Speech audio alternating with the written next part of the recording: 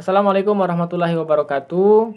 Saya Gion Protomo dengan NIM 2223210038, Fakultas Tarbiyah dan Tadris, jurusan Tarbiyah, Program Studi Pendidikan Agama Islam UINPAS Bengkulu. Di video ini saya akan menjelaskan mengenai jawaban pertanyaan ujian tengah semester yang diberikan oleh dosen pengampu saya, yaitu Ibu Dr. Asmara Yumarni MAG, mata kuliah pembelajaran Al-Quran Hadis di Madrasah. Baiklah, langsung saja kita ke pembahasan soal ataupun pertanyaan yang akan saya jelaskan dalam video ini. Baiklah, yang pertama soalnya yaitu hubungan antara konsep dasar pembelajaran Al-Quran Hadis dengan tujuan dan standar kompetensi.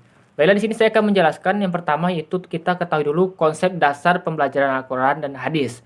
Jadi, konsep dasar pembelajaran Al-Quran dan Hadis ini meliputi pemahaman dan pengamalan ajaran-ajaran Al-Quran dan hadis sebagai sumber utama dalam kehidupan kita.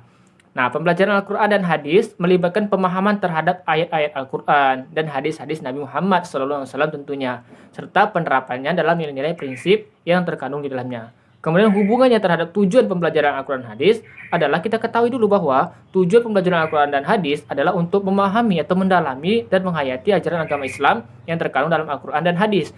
Pembelajaran ini bertujuan untuk meningkatkan pemahaman tentang ajaran Islam, memperkuat iman kita dan takwa kita kepada Allah Subhanahu wa taala, mengembangkan akhlak yang baik dan tindakan yang benar dalam kehidupan sehari-hari kita. Kemudian hubungannya terhadap standar kompetensi pembelajaran Al-Quran hadis adalah kita ketahui bahwasannya standar kompetensi pembelajaran Al-Quran hadis mencakup pengetahuan, pemahaman, dan juga keterampilan yang harus dimiliki oleh seorang muslim dalam memahami dan mengamalkan ajaran Islam.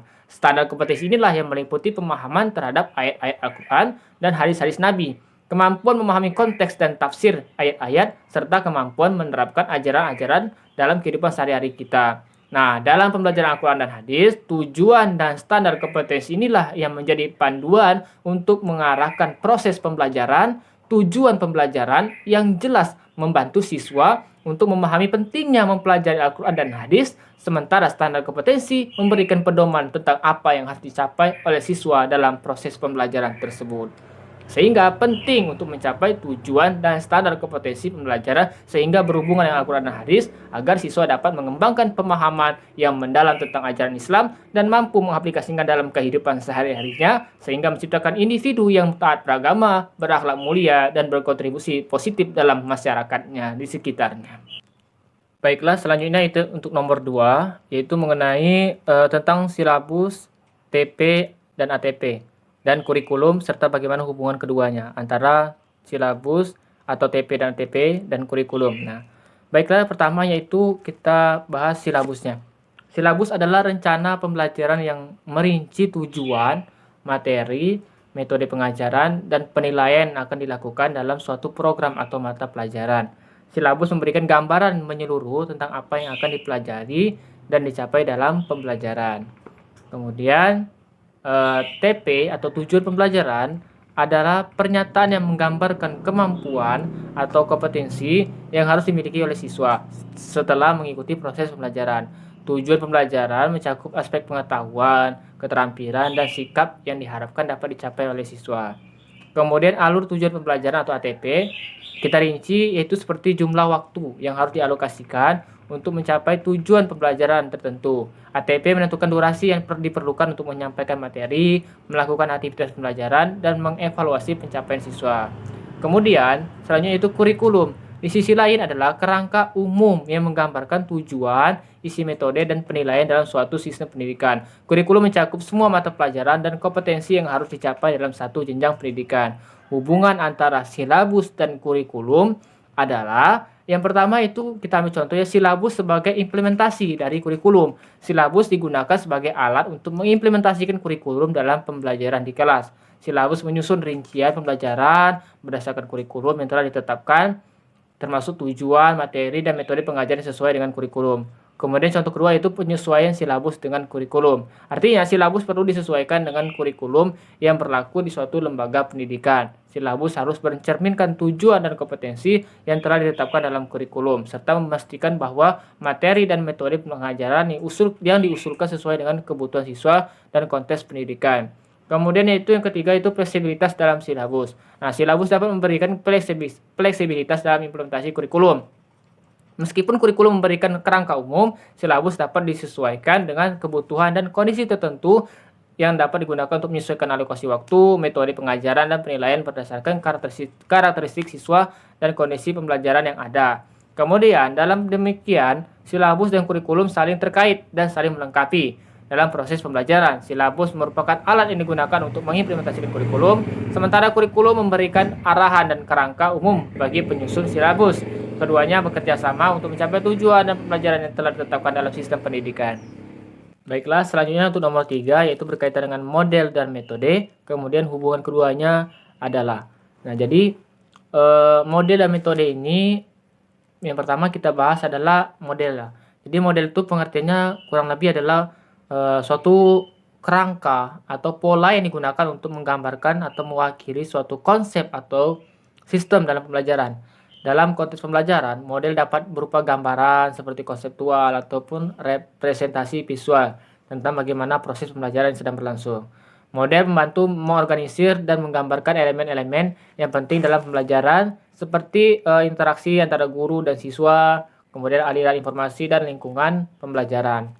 Sedangkan metode adalah cara atau strategi yang digunakan dalam proses pembelajaran untuk mencapai tujuan pembelajaran. Metode pembelajaran ini melibatkan serangkaian langkah atau tindakan yang diambil oleh guru atau fasilitator ataupun tenaga pengajar dalam menyampaikan materi, mengaktifkan partisipasi siswa, dan memfasilitasi pemahaman dan pembelajaran yang efektif. Sehingga metode pembelajaran dapat beragam seperti ada metode ceramah, diskusi, simulasi, proyek, dan sebagainya. Kemudian hubungan antara model dan metode dapat kita ketahui bahwasanya model itu sebagai panduan dalam memilih metode. Artinya, model pembelajaran memberikan panduan dan kerangka dalam memilih metode pembelajaran yang sesuai, sehingga model membantu guru atau tenaga pendidik untuk memahami bagaimana elemen-elemen pembelajaran agar saling berinteraksi dan bagaimana metode pembelajaran dapat digunakan untuk mencapai tujuan pembelajaran yang telah ditetapkan.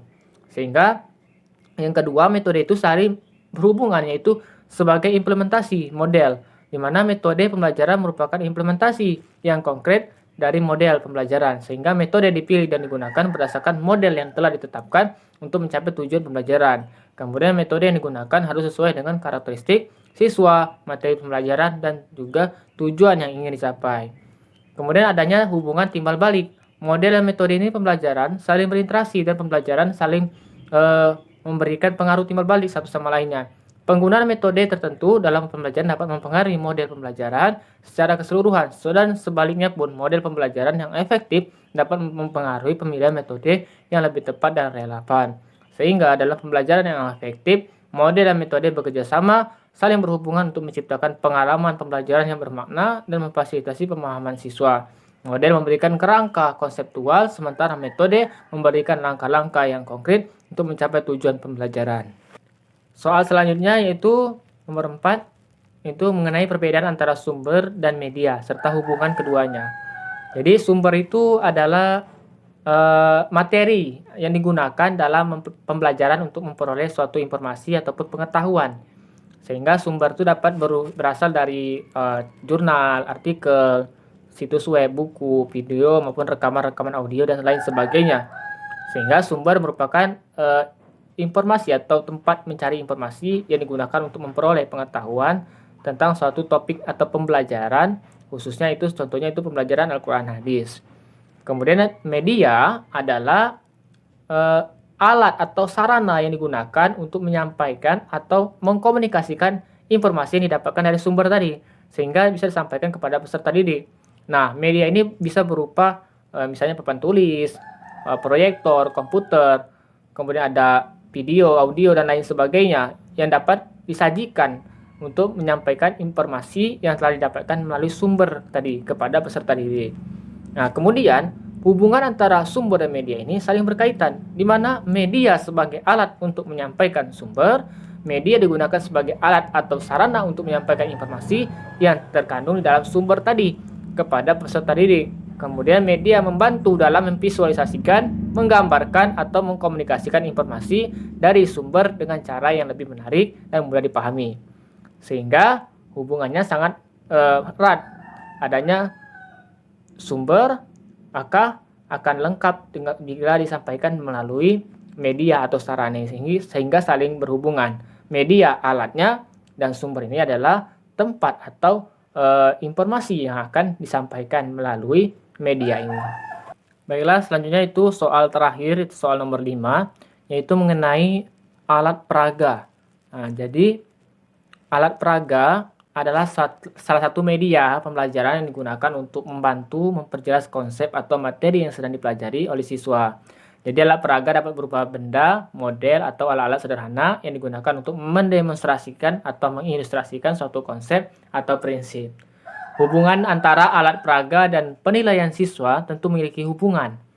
Nah, yang pertama itu dapat saya rinci, yaitu peran alat peraga dalam pembelajaran contohnya, yaitu alat peraga memainkan peran penting dalam proses pembelajaran. Penggunaan alat peraga dapat membantu siswa memahami konsep-konsep yang misalnya abstrak menjadi lebih konkret dan mudah dipahami. Nah, alat peraga dapat meningkatkan keterlibatan dan motivasi siswa dalam pembelajaran serta memfasilitasi pemahaman yang lebih mendalam terhadap materi yang dipelajari.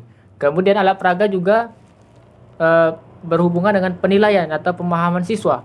Jadi penggunaan alat peraga dapat membantu guru dalam menilai pemahaman siswa terhadap materi pembelajaran. Sehingga melalui interaksi dengan alat peraga, guru dapat mengamati dan mengevaluasi sejauh mana si siswa memahami konsep-konsep yang sedang dipelajari.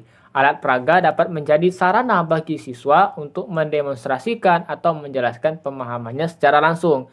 Kemudian alat peraga bisa juga berkaitan dengan evaluasi. Dalam proses penilaian, alat peraga dapat digunakan sebagai alat evaluasi untuk mengukur kemampuan siswa. Misalnya, dalam pelajaran Al-Quran dan Hadis, siswa dapat diminta untuk menggunakan alat peraga tertentu untuk melakukan eksperimen. Contohnya, misalnya Al-Quran Hadis itu adanya kitab Al-Quran ataupun kitab hadis, itu bisa digunakan untuk didemonstrasikan dan kemudian dinilai berdasarkan pemahaman keterampilan yang ditunjukkan bagaimana siswa itu dapat memahami Al-Quran, kitab Al-Quran tadi maupun kitab tafsir Al-Quran hadis. Nah, kemudian alat peraga dalam penilaian keterampilan. Nah, selain untuk penilaian pemahaman konseptual, alat peraga juga dapat digunakan untuk menilai keterampilan oleh siswa.